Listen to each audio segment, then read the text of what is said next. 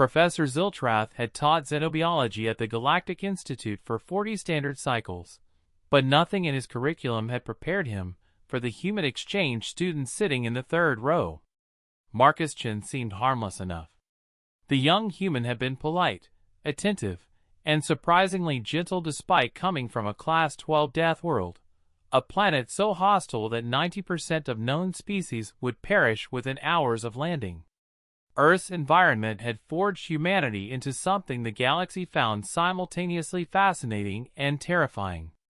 Today, we'll discuss respiratory systems across different atmospheric compositions, Ziltrath announced, his gill slits fluttering as he spoke.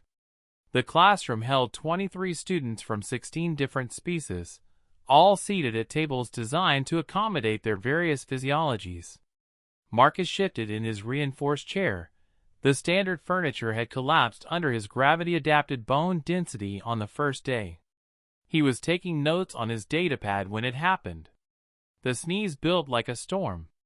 Marcus felt the familiar tickle, that inevitable pressure. He barely had time to turn away from the delicate Viction student beside him before his body executed one of humanity's most violent involuntary functions. Achoo! The sound cracked through the classroom like a sonic weapon. Chaos erupted instantly. The Victions, with their sensitive auditory organs, dropped to the floor, for hands clasped over their ear equivalents.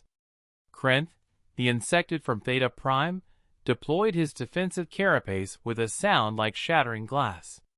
3 Aquarian students immediately retreated into their portable water tanks, triggering emergency seals. Professor Ziltrath hit the panic button. Within seconds, security drones swarmed the classroom, weapons charging.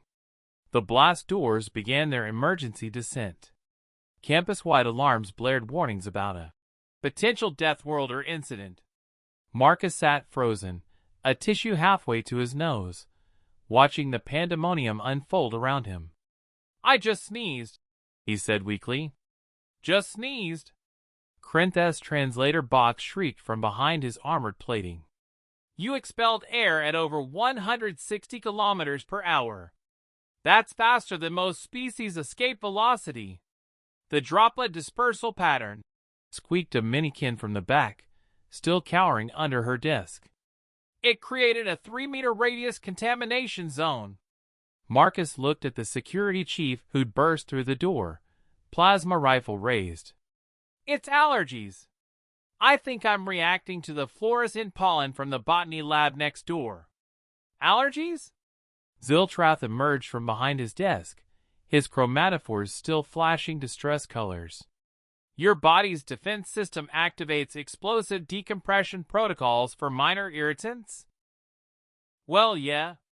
Marcus pulled out a small bottle from his bag. Security tensed. "It's just antihistamine medicine for the allergies."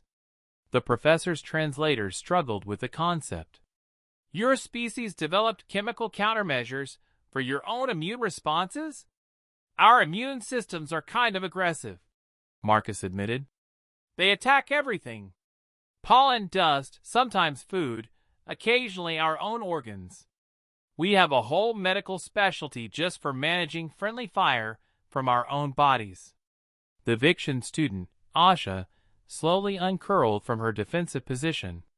"You're telling me that wasn't a threat display? That wasn't a warning strike?" "No, I literally couldn't control it. It just happens."